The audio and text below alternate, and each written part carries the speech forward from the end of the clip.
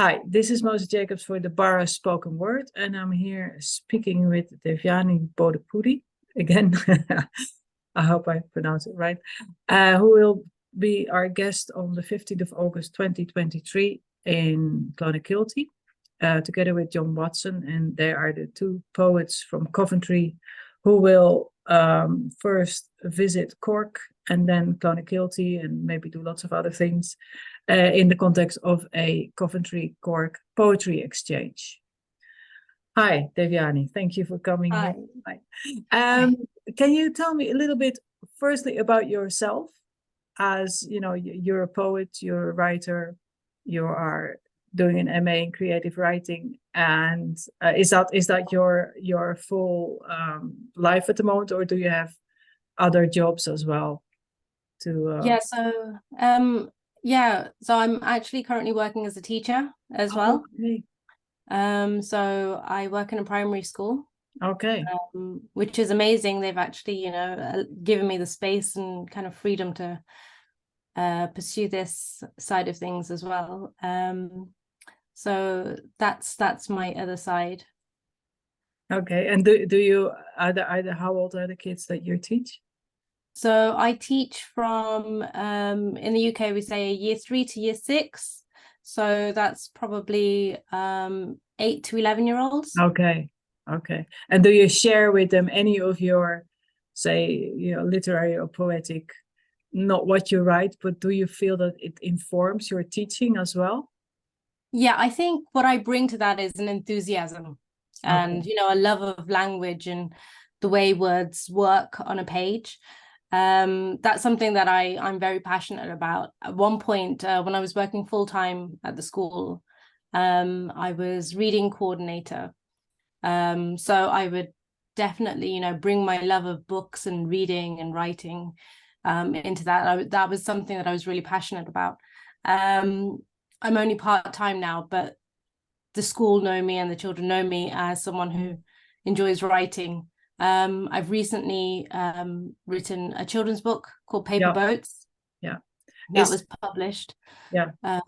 And launched last week. Oh, wow. That's really fresh. Yeah, really fresh, yeah. And okay, so you also your writing is informed by your family history, but not in a totally linear way, I think. Can you say a bit more about how you decided to write about that, for example? Yeah, so the reason why I chose to write about things which I suppose directly affect me is because firstly, I can come at it from a very authentic point of view.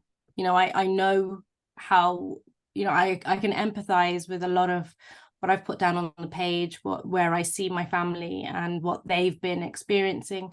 Also, I think it's something that has not been put on the page previously as much.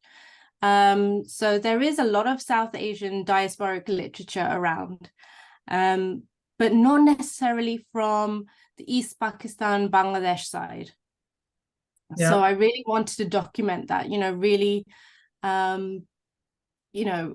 capture the experiences of my grandmother and women of her generation, what they would have gone through, because they're quite a silent generation. I found they don't really talk about the traumas that they've experienced. Yeah, because researching a little bit about what happened there, it's really heavy, sort of genocidal things going on. And at what prompted you to write about that? Was there a specific moment when you thought, okay, now I need to go and start mapping out that territory and exploring it? There wasn't. It's always been in the back of my mind. The novel that I'm currently writing was actually inspired by that, the one that I'm sort of, putting out to agents at the moment, which it's always been something that I felt that I need to put down before it was too late almost. I needed to get the memories while they were still accessible. My grandmother is in her 80s now.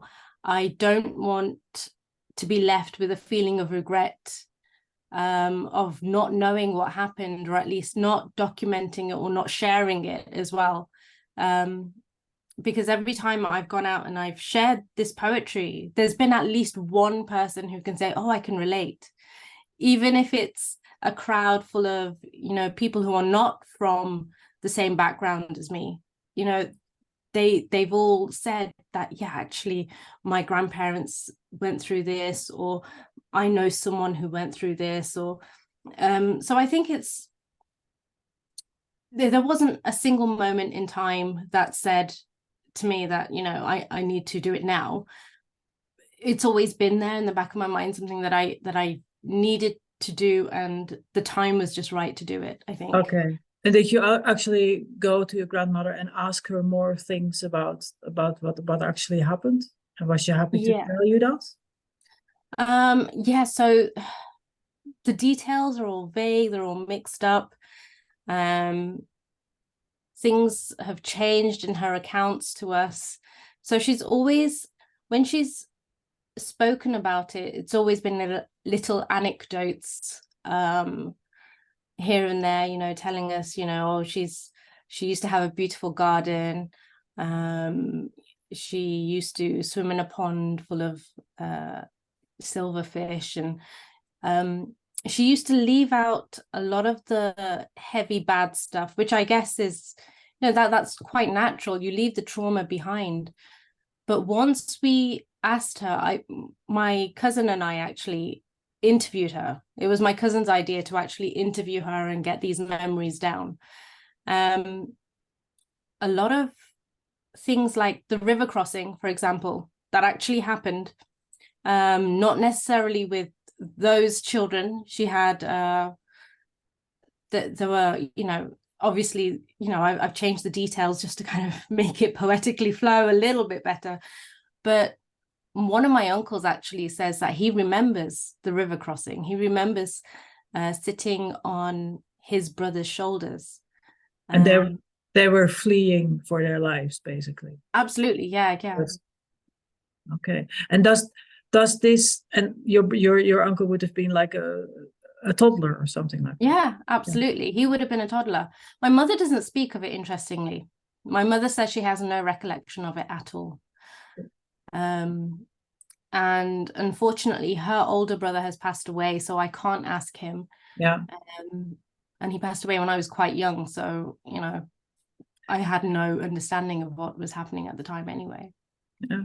I mean, do you feel that there is a kind of intergenerational trauma being passed on here also to your own or maybe further generations?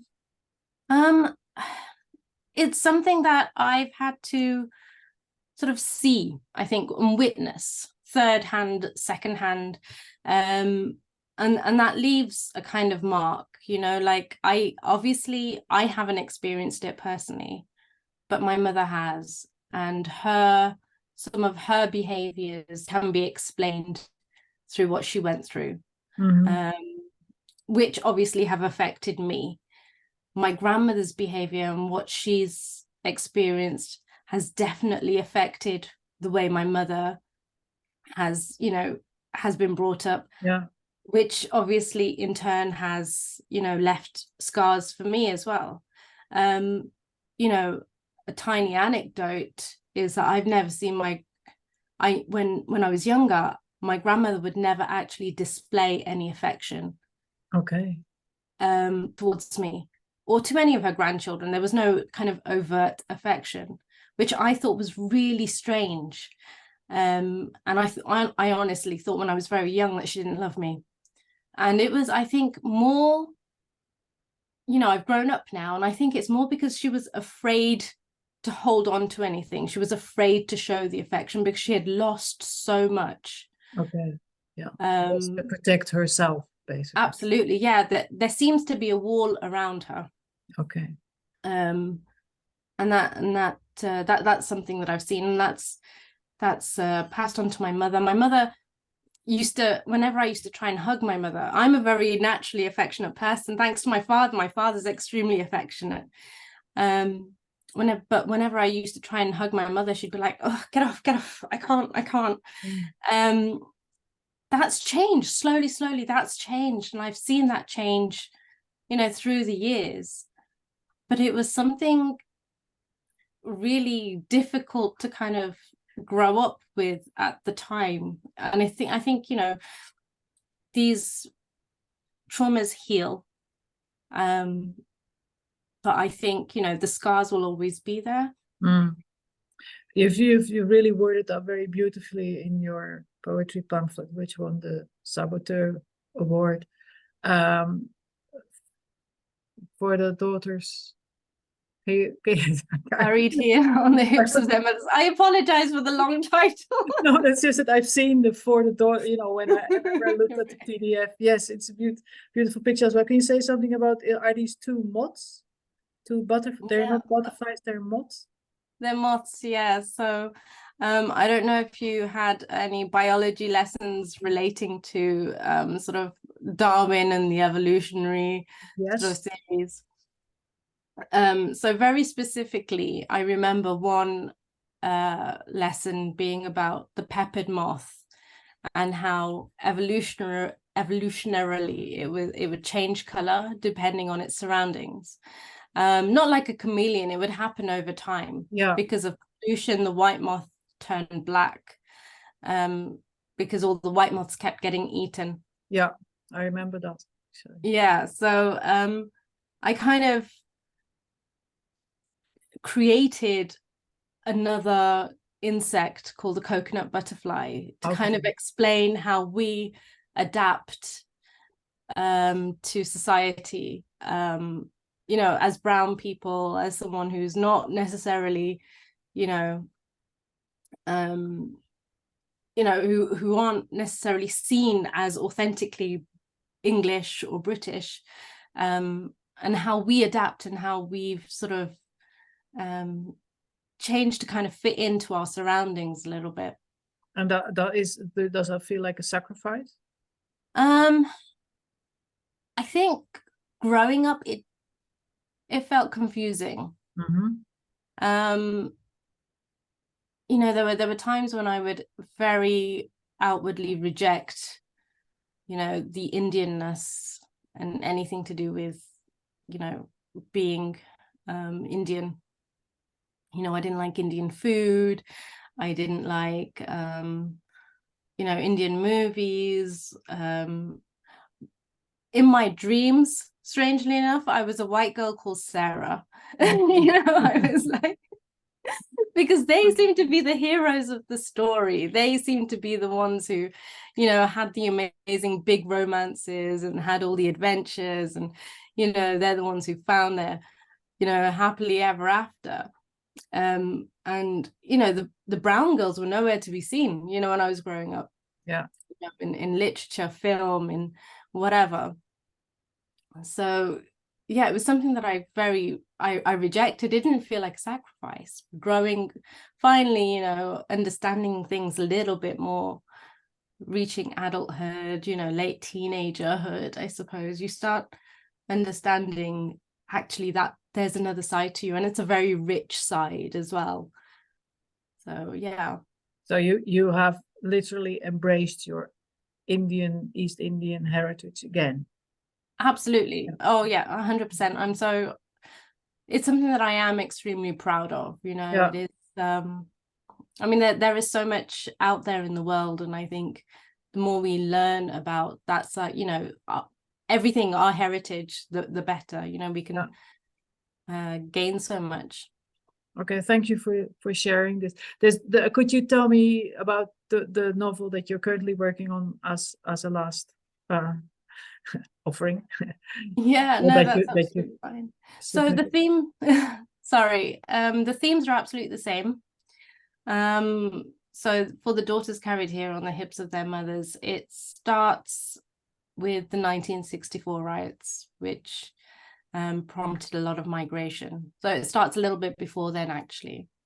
And some of it's set in the UK, and the parts that are set in the UK, there is someone who is grappling with their identity, but they're also grappling with a secret that their mother has, quite a devastating secret. And it's her discovery of that, which is related to the trauma of the past. So. Okay, I really look forward to reading it, having read the other book, and I look forward to seeing you on the 15th of August in Clonakilty. Yeah, I'm very excited about that. Yeah. Okay, thank you very much, Devjani.